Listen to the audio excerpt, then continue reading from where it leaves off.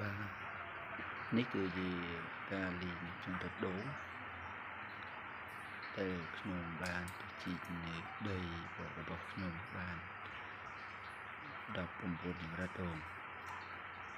ហើយបើចង្រិតដូងបើយើងយកមកបំពងខ្លាញ់ហូបអត់ឆ្ងាញ់ទេហើយដូចយើងលេងដាក់អំបិលវិជ័យមកលេងដាច់ទឹកនោះទៅកាលណាយើងលេងអញ្ចឹងវាហូបឆ្ងាញ់ជាង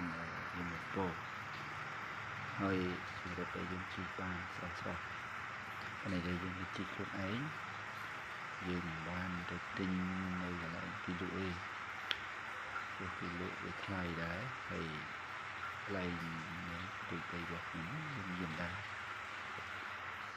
នេះក៏មិនច្រើនណាស់ទេព្រោះទូចបើសិនជាយើងចង់ច្រើនយើងអាចទៅជីកទៅ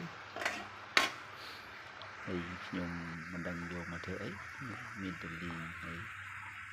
ហូបបាយដែររួចបាទ